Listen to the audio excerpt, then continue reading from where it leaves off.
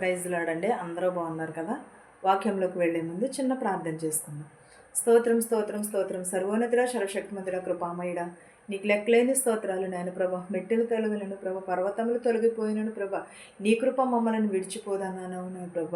నీ కాపుదల మమ్మల్ని నుంచి విడిచిపోదన్నావు నాయన ప్రభ. సంవత్సరములు గతించుచున్నవి, మా హృదయములు మారట్లేదు ప్రభ. మాకు మారు మనసు దయచే ప్రభ. ప్రతి ఒక్కరికి రక్షణ భాగ్యమును దయచే ప్రభ. నీ కాపుదల నీ హస్తము ఉంచుమని ప్రతి ఒక్క బిడపైన అడుగుచున్నాను నాయన ప్రభ.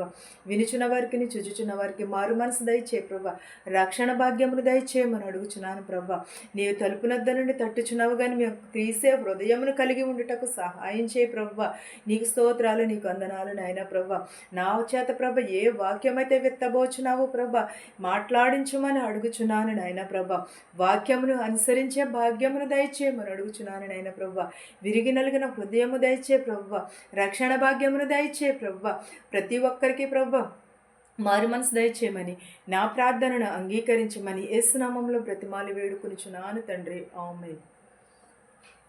ఈ రోజుల్లో మనకి ఏది లేకపోయినా సరే ఇప్పుడు ఏది కూడా గడవట్లేదు.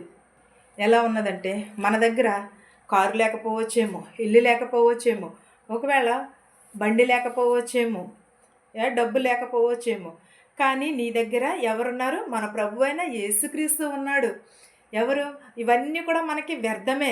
కానీ మన ప్రభు అయిన యేసుక్రీస్తు ఉంటే మన కుటుంబము రక్షణ పొందుతుంది, మనము రక్షణ పొందుతాము, మనము కూడా మారు మనసును పొందుతాము. మనం ఎలాంటి స్వభావమును కలిగి ఉండాలి?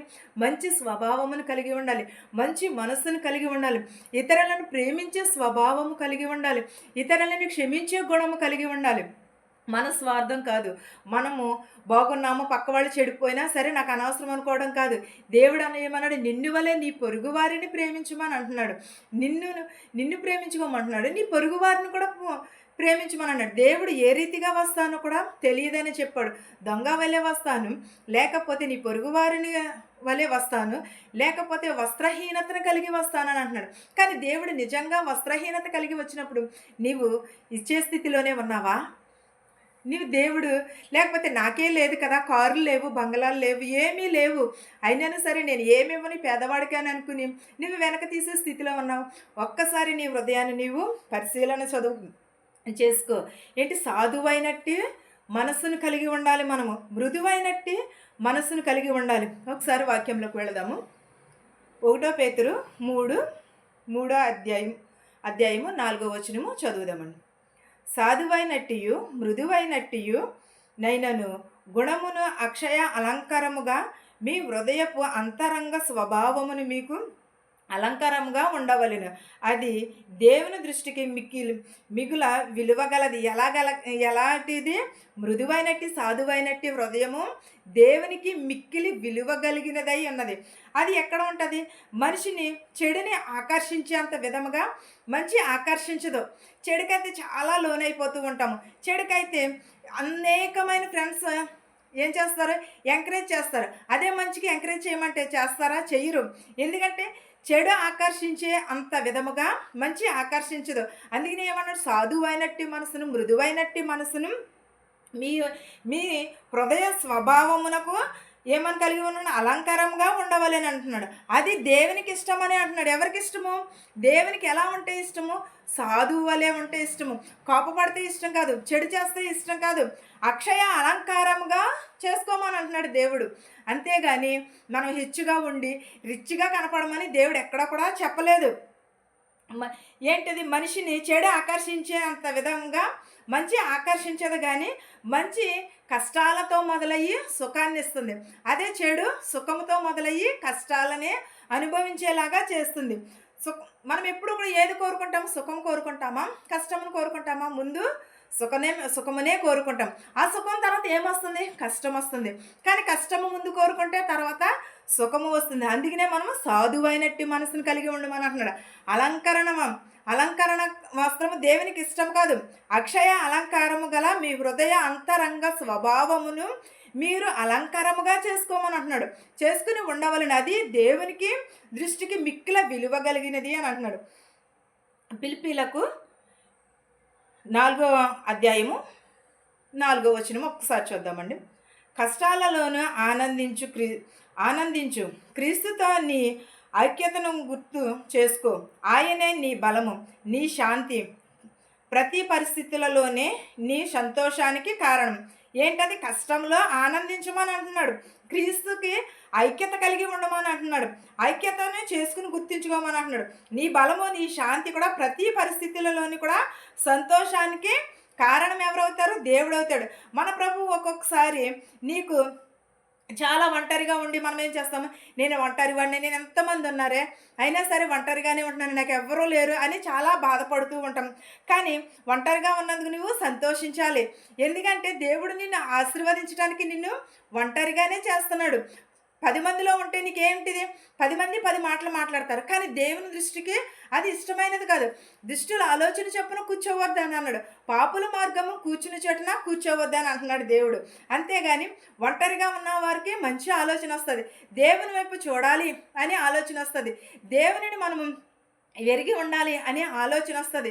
ప్రార్థించుకోవాలి. ఒంటరిగా ఉన్నప్పుడు బైబిల్ చదువుకుంటే బాగుండు కాసేపు అనిపిస్తుంది, లేకపోతే కాసేపు వాక్యం చదువుకుంటే బాగుండు. కానీ 10 మందిలోకి వెళ్ళిన తర్వాత అవేవైనా కనిపిస్తాయా? ఏమీ కూడా కనిపించవు. కష్టాలలో ఆనందించమంటున్నాడు. క్రీస్తుతో ఐక్యత కలిగి ఉండమంటున్నాడు. నీ బలము, నీ శాంతి ప్రతి పరిస్థితులను కూడా సంతోషానికి కారణం ఎవరు? మన ప్రభువే. ఒక్కొక్కసారి నీకు ఒంటరిగా ఉన్న పరిస్థితులకి కల్పించవచ్చు. కానీ ఎందుకంటే నీకు ఆ దేవుడు తప్పకుండా దేవుడు నిన్ను రక్షిస్తాడు. ఎవరి అవసరం లేదని చెప్పడానికి కూడా మాత్రము వీలు లేదు. అందరికీ అవసరం ఉంటుంది దేవుడు అంటేనే. దేవుని అవసరం అందరికీ ఉంటుంది. దేవుని ఎడల భయమును, భక్తిని కలిగి ఉంటే దేవుడే మనకు కావాల్సిన ఏ సమయం ఉంది, ఏమి ఇవ్వాలో దేవునికి తెలుసు. అది ముందుగానే దాచి ఉంచుతాడు. కాదంటే మనం అవి పొందుకునే స్థితిలో ఉంటున్నామా? ఎప్పుడైనా గ్రహించుచున్నామా? మనము ఫిలిప్పీలకు రాసిన పత్రిక 4:6 అధ్యాయం వచనం చూద్దామండి. 4వ అధ్యాయము 6వ వచనం చూద్దాం.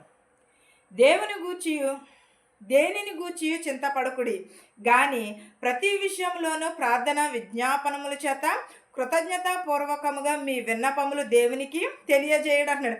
ఏ పరిస్థితిలో ఉన్నా సరే, ఒంటరిగా ఉన్నాను సరే, కష్టాలలో ఉన్నాను సరే, మన విన్నపములు ఎవరికి? దేవునికి తెలియచేయమని అంటున్నాడు. ఏ పరిస్థితిలో ఉన్నా సరే, కొన్నిసార్లు నీకు నువ్వే భుజం తట్టుకోవాలి. ఎందుకంటే ఎవరు కూడా ఉండరు కదా, ఒంటరి పరిస్థితులు ఉన్నాయి. భార్య విడిచిపెట్టేస్తుంది, భర్త విడిచిపెట్టేస్తాడు, బిడ్డలు విడిచిపెట్టేస్తారు, అక్క చెల్లెలు, బంధుమిత్రులు అందరూ కూడా విడిచిపెట్టేస్తారు. అప్పుడు నువ్వు ఎలా ఉంటావు? ఒంటరిగా, చాలా నీరసంగా ఉంటాం. కానీ దేవుడు ఆ స్థితిలో నుంచి నిన్ను లేవనెత్తుతాడు. ఆ స్థితిలో నుంచి నిన్ను లేచి నిలబడి నిన్ను ఆశీర్వదిస్తాడు. ఆశీర్వాదానికి ముందు ఏమి వస్తాయి? కష్టాలే వస్తాయి. ఆశీర్వాదానికి ముందు కష్టం వస్తుంది, తర్వాత సుఖము వస్తుంది. ఎప్పుడు కూడా మనం అడిగిన వెంటనే ఇచ్చేసాడనుకో దేవుడిని మనం ఏం చేస్తాము? మర్చిపోతాము. కానీ దేవుడు ఏ సమయం ఉంది, ఏది ఇవ్వాలో కూడా దేవుడు మనకు దేనిని గురించి కూడా చింతపడవద్దని అంటున్నాడు. హృదయపూర్వకంగా దేవునికి విజ్ఞాపనను చేయమని అంటున్నాడు. మనం ఎప్పుడూ కూడా దేవునికి విజ్ఞాపనలను చేయాలి. మనం ఈ రోజున బాగున్నామంటే అది దేవునిచ్చిన కృపే. దేవుడు లేకపోతే ఏది కూడా లేదు. సమస్తంలో ప్రతిదిని కూడా వ్యర్థమే. సొలొమోను రాజు అంటున్నాడు కదా, భూమి కింద ఉన్నది ప్రతిదిని కూడా వ్యర్థమే అని అంటున్నాడు. అందుకనే మనము దేవుని యందే ఏ కష్టాన్నైనా, శోధనైనా సరే దేవునికి మాత్రమే అప్పగించుకోవాలి. ఈ వాక్యము మనందరికీ తోడయ్యుండునుగాక. ఆమేన్. ప్రార్థించుకుందాం. స్తోత్రం స్తోత్రం సర్వోన్నతుడా, సర్వశక్తిమంతుడా, కృపామయుడా, నీకు లెక్కలేని స్తోత్రాలు నాయనా. వినిచిన వారికి, చూచుచున్న వారికి, ప్రతి ఒక్కరికి మారు మనసు దయచే ప్రభువా, రక్షణ భాగ్యం దయచే ప్రభు. మా శత్రువులు, మిత్రులను దీవించినాను ప్రభా. ఎవరెవరైతే ఏ చేతి పనులు అయితే చేస్తున్నారో వారి చేతి పనులను దీవించి ఆశీర్వదించమని అడుగుచున్నాను ప్రభా. ధనుకులనేమి, భేదాలనేమి దీవించినాయన ప్రభా. మా దేశాలని, మా సంఘాలను దీవించినాను ప్రభా. ఇతర దేశం వెలుచున్న వారిని, వచ్చుచున్న వారిని కూడా దీవించి ఆశీర్వదించి వారు చేరుకోవాల్సిన గృహానికి, చేరుకోవాల్సిన స్థానానికి ప్రభా వారిని చేర్చమని అడుగుచున్నాం ప్రభా. ఎవరెవరైతే ఏ వాహనంలో అయితే నడుపుచున్నారో ప్రభా, వారి వాహనములతో గృహాలకు చేర్చు ప్రభా. యవనస్తుల్ని, యవనరాలను దీవించిన ఆయన ప్రభా. వృద్ధాప్యంలో ఉన్నవారిని, నడివయసులో ఉన్నవారిని ప్రభా, అంగవైకల్యం కలిగిన ప్రతి ఒక్క బిడని దీవించి ఆశీర్వదించు ప్రభా.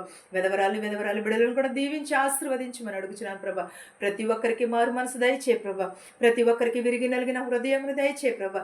ప్రతి ఒక్కరికి రక్షణ భాగ్యమును దయచేయమని, నా కుటుంబమును కూడా జ్ఞాపకం చేసుకోమని అడుగుచున్నాను తండ్రి. ఆమేన్.